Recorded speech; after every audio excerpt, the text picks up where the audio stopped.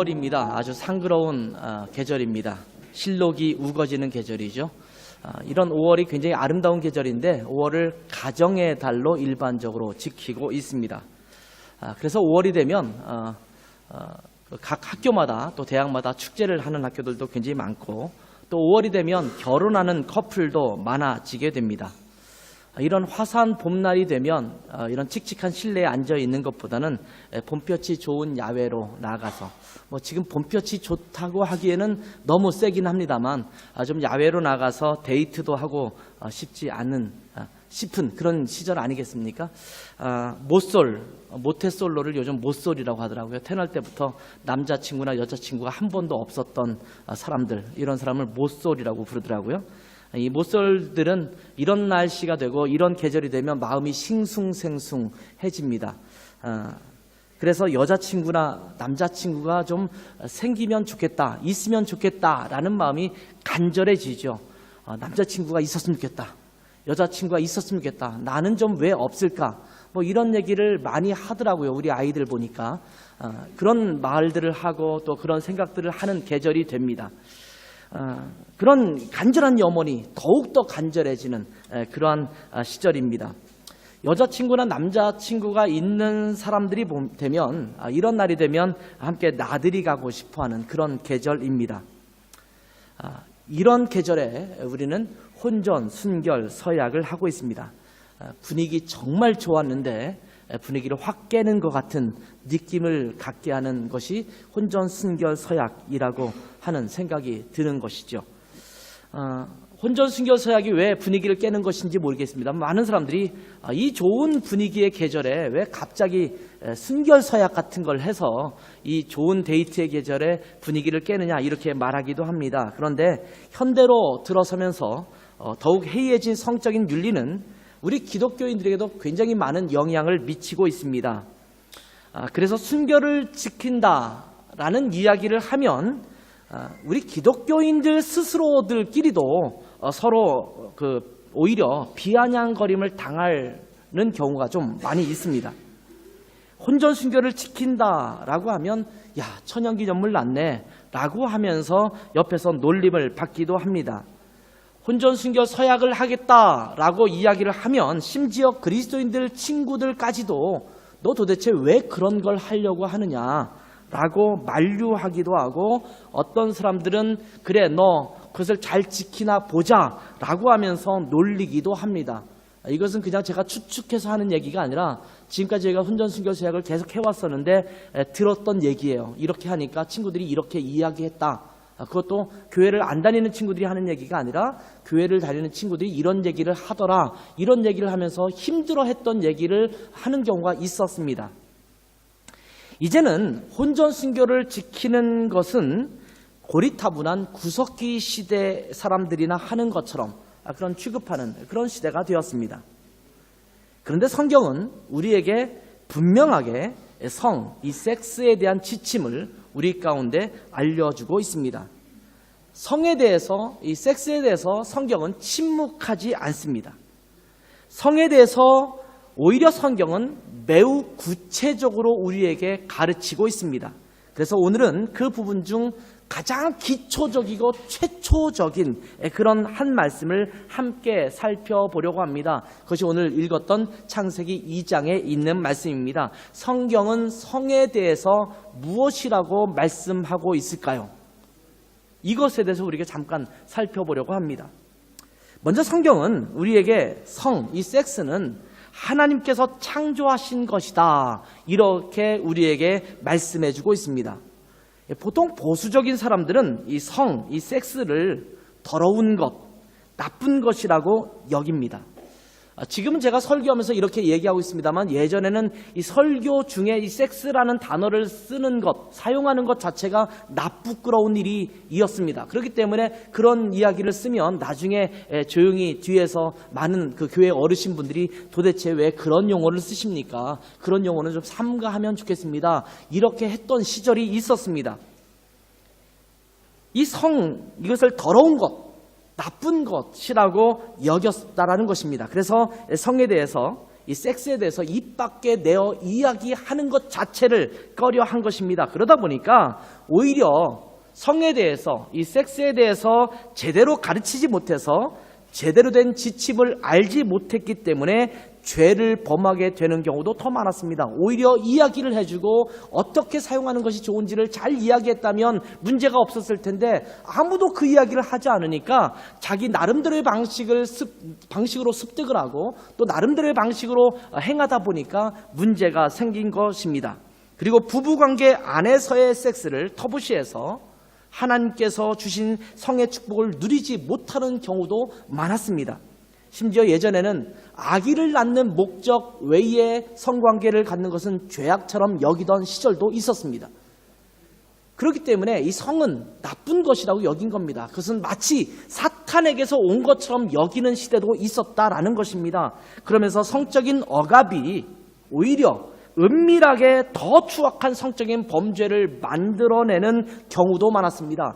쉬쉬하다 보니까 오히려 더 은밀하게 더 나쁜 곳에서 그 성적인 악행이 이루어진 것입니다. 그런데 이 섹스를 누가 만들었는지 성경은 분명히 우리에게 말씀해 주시고 있습니다. 22절을 다시 한번 볼까요? 여호와 하나님이 아담에게서 취하신 그 갈빗대로 여자를 만드시고 그를 아담에게로 이끌어 오시니.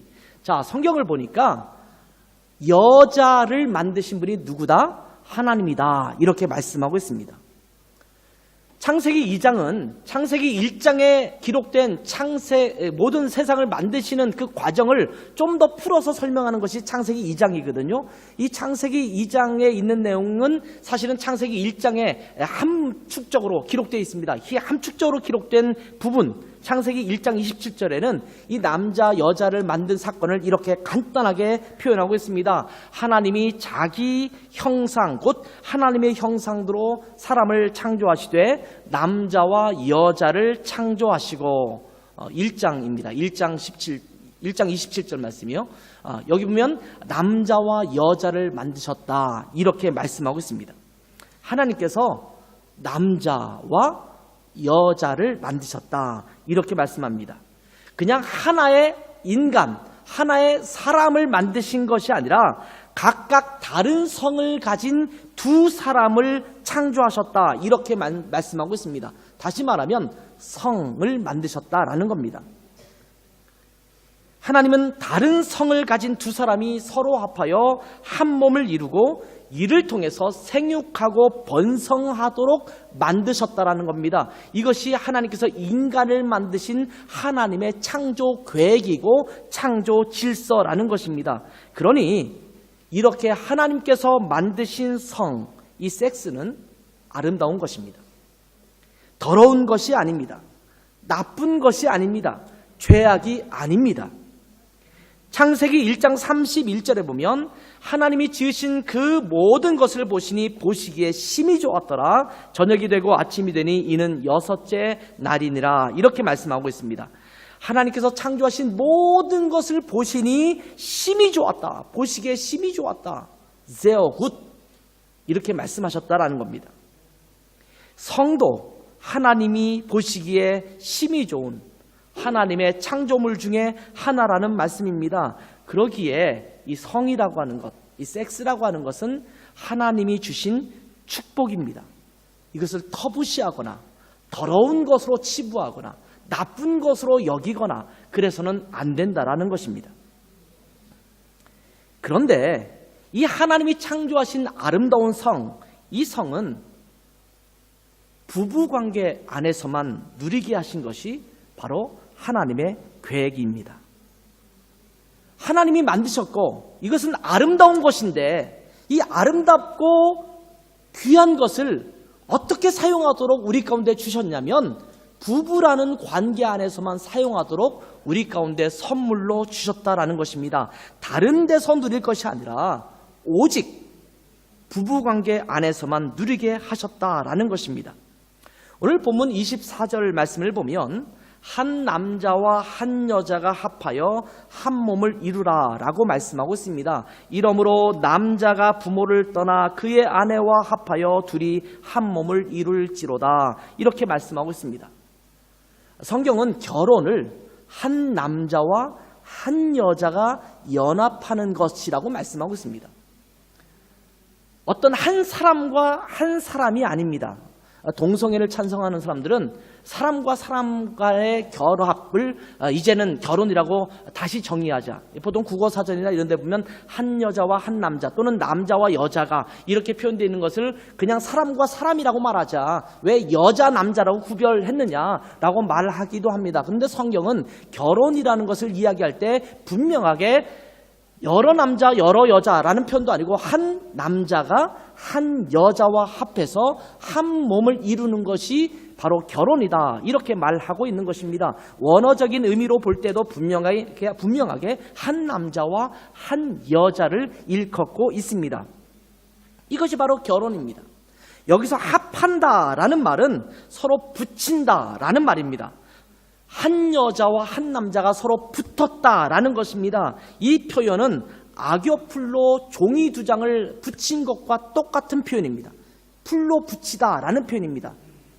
여러분, 붙인 종이를 떼려면 쉽지 않습니다. 아무리 물에 불려서 떼려고 해도 이 두 장의 종이를 붙인 것을 떼기는 정말 어렵습니다. 억지로 어떻게든 떼어내려고 한다면 이 종이 두 장 붙인 것을 떼어내면 두 종이가 다 너덜너덜하게 다 찢어지고 말 것입니다.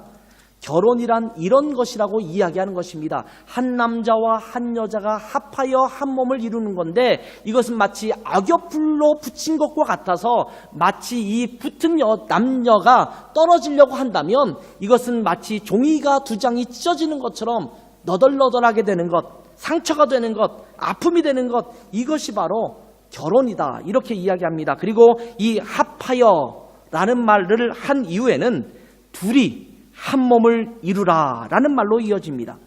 이 한 몸을 이룬다라는 것은 두 육체가 한 육체가 된다라는 말입니다. 마치 여자가 남자의 갈빗대에서 취했기 때문에 원래 한 몸이었던 것처럼 두 사람이 합하여 한 몸을 다시 이루는 것을 이야기합니다. 이 한 몸을 이룬다라는 표현은 성적인 결합을 포함하는 말씀이기도 합니다. 한 남자와 한 여자가 서로 사랑하여 합하여 한 몸을 이루는 것, 이것이 바로 결혼이라는 말씀입니다. 그렇기 때문에 이 합한다라는 말과 한 몸이라는 말은 함께 병행하는 말입니다. 합하여 한 몸이 안 되어서도 안 되고, 한 몸이 되었는데 합해지지 않는 것도 안 될 일입니다. 결혼을 했는데 서로 마음은 합했지만 육체적인 결합이 안 이루어지는 것도 문제가 있는 것이고, 서로 육체적인 결합만 이루어지고 서로 마음이 합해지지 않는 것도 문제라는 것입니다. 즉, 결혼이라는 관계 안에서 성적인 관계도 누려지도록 하나님께서 창조의 질서를 만드셨다라는 말씀입니다. 다시 말하면 결혼 관계 밖에서 누려지는 성적인 관계, 이것은 하나님의 창조 질서에 어긋나는 것이고 그것은 죄라는 말씀입니다. 하나님의 창조 질서를 어그러뜨리는 것은 전부 죄입니다. 하나님의 목표하신 것, 하나님께서 의도하신 것, 하나님의 뜻에 반발하는 것이기 때문입니다. 하나님이 만드신 창조 질서 안에 살아가도록 하나님은 우리를 만드셨습니다. 그것을 깨트리는 것, 이것은 죄입니다. 우리가 괜찮다 아무리 말한다 하더라도 그것은 하나님의 창조 질서를 깨는 것입니다. 신약성경에서 한 부분을 더 보도록 하겠습니다. 고린도전서 7장 6절에서 9절 말씀을 함께 읽도록 하겠습니다. 같이 한번 읽겠습니다. 시작. 그러나 내가 이 말을 함은 허락이요 명령은 아니니라. 나는 모든 사람이 나와 같기를 원하노라. 그러나 각각 하나님께 받은 자기의 은사가 있으니 이 사람은 이러하고 저 사람은 저러하니라. 내가 결혼하지 아니한 자들과 가부들에게 이르노니 나와 같이 그냥 지내는 것이 좋으니라. 만일 절제할 수 없거든 결혼하라. 정욕이 불같이 타는 것보다 결혼하는 것이 나으니라. 아멘.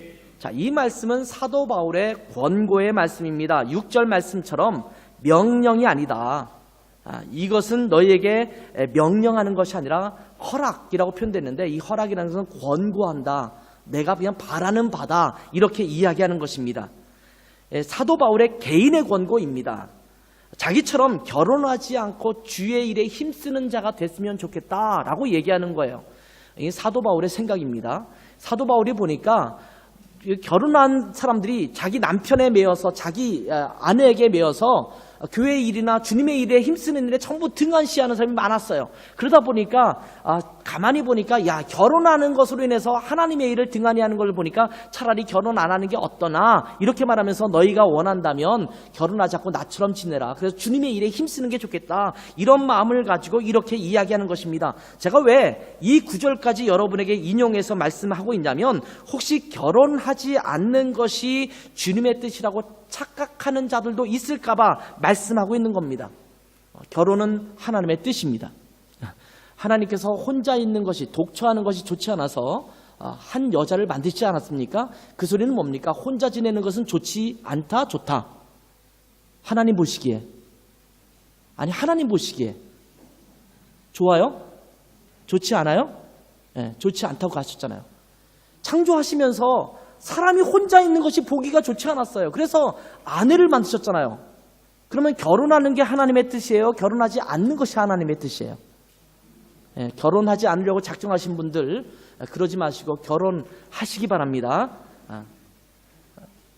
그렇다고 해서 모든 사람이 또 결혼해야 되느냐? 그런 것은 아니에요. 왜냐하면 이 7절 말씀, 아까 말씀하신 것처럼 각각 하나님께 받은 자기의 은사가 있으니 이 사람은 저러하고 저 사람은 저러하다, 이렇게 말하고 있거든요. 어떤 사람은 은사에 따라서 결혼하지 않고 살 수 있는 사람도 있다라고 성경은 이야기하고 있습니다. 성경은 천국을 위해서 고자된 자다라고 말하기도 하죠. 그래서 천국을 위해서 혼자 살면서 주님 앞에 충성하는 자도 있을 수 있다라는 것을 우리 가운데 말씀하고 있습니다. 그러니까 결혼하지 않는 것은 죄냐? 그것은 아니에요. 그러나 하나님의 전반적인 보편적인 뜻은 무엇이냐? 사람은 결혼하는 것이다 라고 이야기하는 것입니다. 사도 바울은 주님께 충성하기 위해서 남편이나 아내가 종종 방해 요소로 작용할까봐 염려하고 있는 것입니다. 더군다나 예수를 믿지 않는 남편, 예수를 믿지 않는 아내가 있는 경우가 고린도 교회에 좀 있었거든요. 그런 경우가 많았거든요. 그런 컨텍스트 안에서, 그런 환경 속에서 너희가 결혼하지 않는 게 좋겠다라고 말씀하고 있는 것이지 결혼 자체를 부정하는 것이 아니라는 것입니다. 그래서 조심스럽게 결혼하지 않은 이들이나 과부들은 결혼하려고 애쓰지 말고 나처럼 혼자 지내는 것도 좋다라고 하는 사견을 이야기하고 있는 것입니다. 그래서 7절에 각각 은사에 따라서 하라, 이렇게 말씀하고 있는 것입니다. 그런데 제가 이 말씀에서 여러분과 함께 주목해서 보려고 하는 말씀은 앞부분이 아닙니다. 오해할까봐 앞부분을 지금 설명한 것이고, 사실은 지금 여러분과 함께 살펴보기를 원하는 말씀은 9절 말씀입니다. 사도 바울은 주님께 충성하기 위해서 결혼하지 않는 것도 좋다, 이렇게 말씀하시면서 이렇게 말씀하십니다. 만일 절제할 수 없거든 결혼하라. 정욕이 불같이 타는 것보다 결혼하는 것이 나으니라, 이렇게 말씀하고 있습니다. 어떤 사람들은 결혼하면 내 아내에게, 내 남편에게 신실해야지요, 외도하면 안 되지요, 이런 것에는 동의합니다. 그런데 결혼하기 전에는 아직 결혼한 관계가 아니니까 성적인 관계를 좀 나누는 것도 이 시대에 괜찮지 않겠습니까? 이렇게 말하는 사람들도 있어요. 여러분, 만약 배우자 외에 다른 이들과 성적인 교류를 자유롭게 해도 되는 것이라고 말한다면, 성경이 그것을 의도한다면 굳이 오늘 지금 9절의 말씀을 하실 필요가 없습니다. 요즘은 결혼을 하지 않으면서 자유로운 연애를 하면서 평생 살아가겠다라고 하는 사람들도 많아지고 있습니다. 결혼하면 서로에게 여러 가지로 매이게 되니까 결혼하지 않고 자유롭게 살아가면서 성적인 욕구는 만나는 이성과 자유롭게 해결하면 된다라는 사고방식을 갖고 있는 것입니다.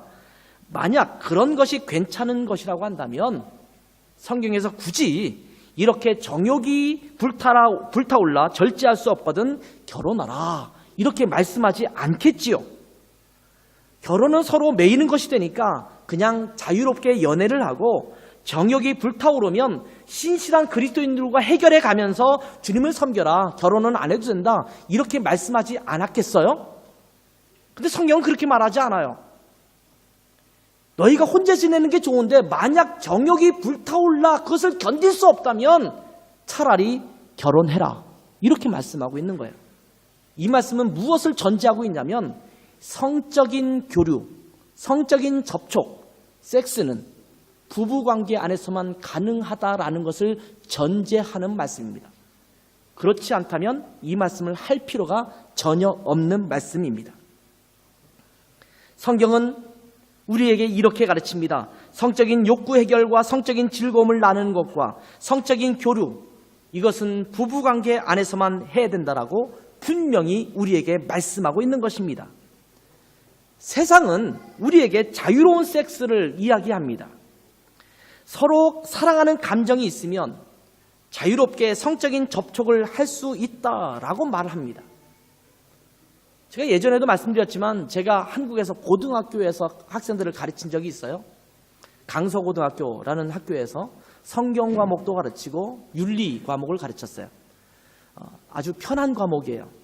윤리는 수능에서 시험 문제 딱 한 문제 나와요. 그렇기 때문에 별로 아이들이 신경 쓰지 않는 그런 과목이잖아요. 그래서 제 과목을 굉장히 편해하죠. 그런데 그 윤리를 가르치면서 저에게 또 할당된 또 하나의 그 의무가 있는데 성교육을 시키는 것이 저에게 또 해당되는 과목이에요. 그래서 여러 가지 성교육 교과서가 나오는데 그 교과서를 저한테 주면서 이것을 가지고 선생님 가르쳐 주세요. 이렇게 학교에서 요구를 하죠. 그것을 한번 살펴보았어요. 살펴보았는데 한국에 나와 있는 이 성교육 교과서의 대부분의 내용은 안전한 섹스를 가르칩니다. 안전한 섹스. 안전한 섹스는 무엇이냐면 두 가지로부터 안전한 섹스를 하도록 가르치는 것입니다. 첫 번째는 성병으로부터 안전하도록 가르쳐라. 두 번째는 임신으로부터 안전하도록 가르쳐라. 이것이에요. 성에 대한 기본적인 윤리에 대해서 가르치지 않습니다. 성은 무엇이며 성은 누구와 나눌 수 있으며 이것에 대해서 전혀 언급하지 않습니다. 물론 기독교적인 과목 교과서가 아니기 때문에 그럴 수 있겠습니다만 성적인 윤리가 빠져 있어요. 그냥 안전하게 임신이 이루어지지 않고 성병에 걸리지만 않으면 된다라는 분위기로 조성하는 것이 이 성교육 교과서예요. 세상은 우리에게 이렇게 가르치고 있습니다. 영화나 드라마를 보면 이 자유로운 성적인 관계가 이런 가치관이 자연스럽게 녹아져 있습니다. 그러니 우리는 그것을 계속해서 보면서 자연스럽게 그렇게 해도 된다라고 생각합니다. 세상은 매스미디어를 통해서 세상적 가치관을 끊임없이 우리에게 주입하고 있습니다. 그리고 우리는 이슬비에 옷 젖듯이 자기도 모르는 사이에 그러한 가치관을 거부감 없이 받아들이고 있습니다. 그러한 가치관을 갖고 살아가고 있는데 이제는 부모님으로부터 떠나서 자유롭게 유학생으로 나왔잖아요. 얼마나 자유롭습니까? 대부분 방 하나 혼자 살잖아요. 내 방에 누가 다녀가도 아무런 관심을 쏟지 않습니다. 내 방에 하룻밤 누가 묵고 가도 아무런 신경 쓰지 않습니다. 그 방 안에서 무슨 일이 이루어지는지 아무도 알지 못합니다. 우리는 그냥 같이 손도 안 잡고 멀리 떨어져서 잤어. 이렇게 말해도 되는 그런 시대를 살고 있지 않습니까? 그러다 보니까 더욱 유혹이 심해지는 시대를 살고 있어요. 나도 모르는 사이에 마치 그런 것도 자연스러운 것인 것처럼 그러한 가치관을 거부감 없이 받아들이면서 살아가고 있다라는 것입니다. 그런데 성경은 우리에게 단호하게 말씀하고 있습니다. 성은, 섹스는 부부관계 안에서만 누려야 할 축복이다라고 말씀하고 있습니다. 성이 아름다운 것이지만 하나님의 창조 질서의 지침 아래서 사용될 때 축복이 된다라고 말씀하고 있는 것입니다. 종종 이 성에 대해서 이야기할 때 불과 비유해서 설명할 때가 많습니다. 불, fire, 이 불은 좋은 것입니다. 추울 때 우리를 따뜻하게 해주지요. 어두울 때 우리를 밝혀주는 그러한 기능도 있습니다. 음식을 할 때 음식을 잘 요리를 익혀주는 기능도 하고 있습니다. 어떤 힘이 필요할 때에 에너지를 공급해주는 원천이 되기도 합니다.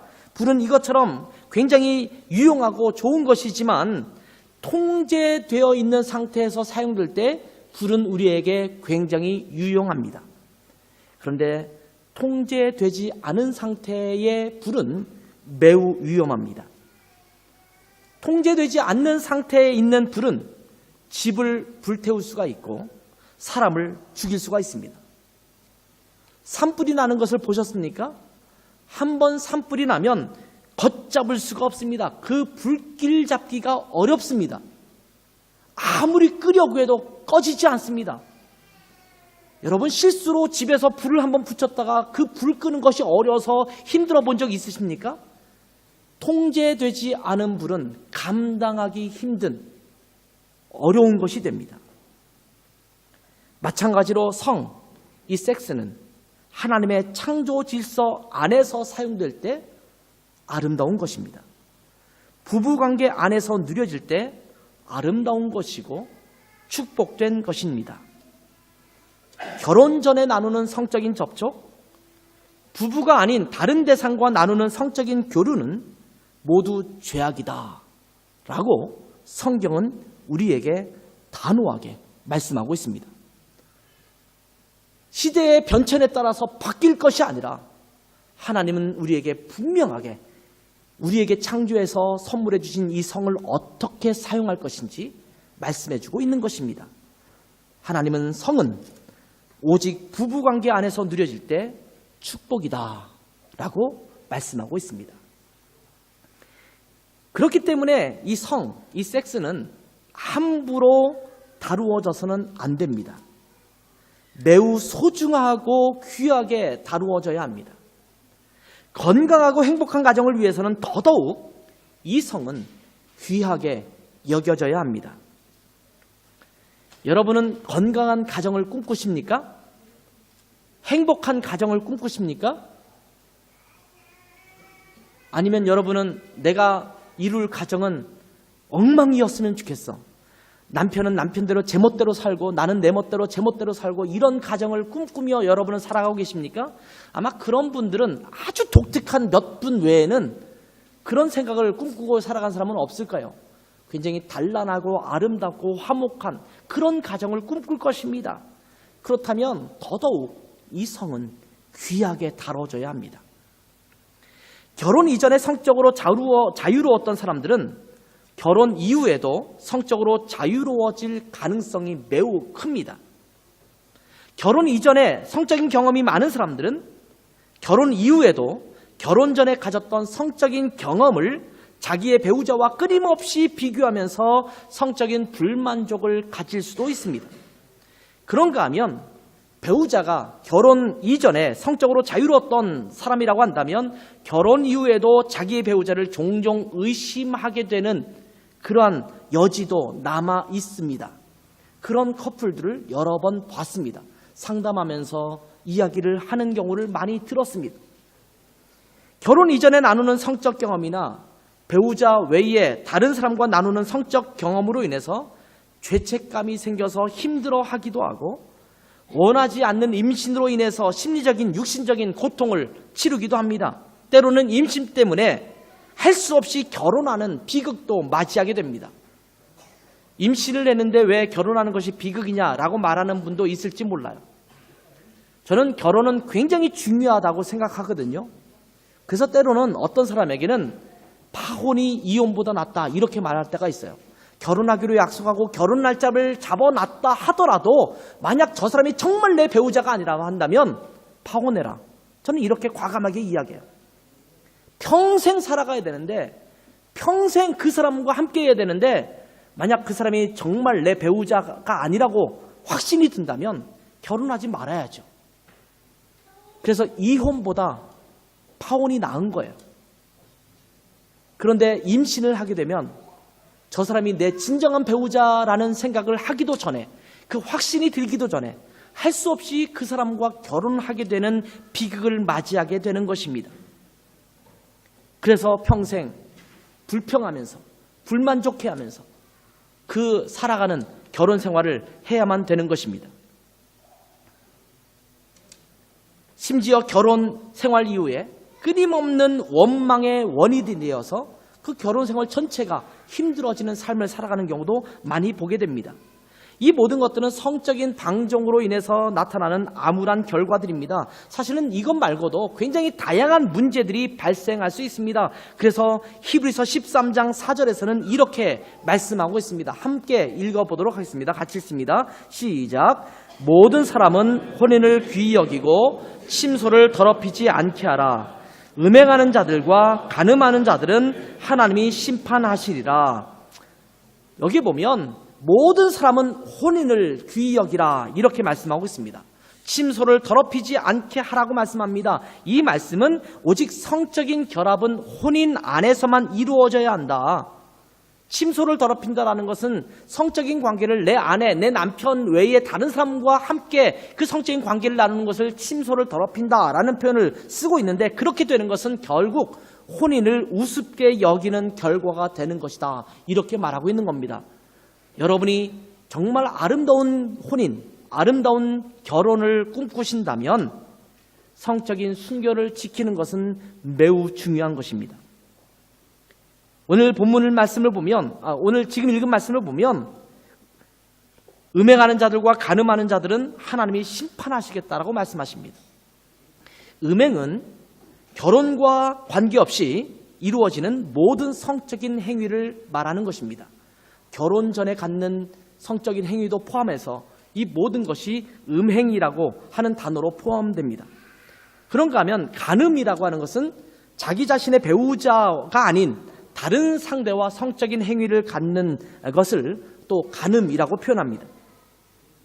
다시 말하면 결혼 전에 갖는 성적인 행위, 결혼 후에 배우자 외에 다른 사람과 나누는 성적인 행위, 이 모두가 하나님께서 심판하실 명백한 죄다라고 말씀하고 있는 것입니다. 이것은 제가 여러분에게 드리는 말씀이 아니라 하나님께서 우리에게 주시는 말씀이에요.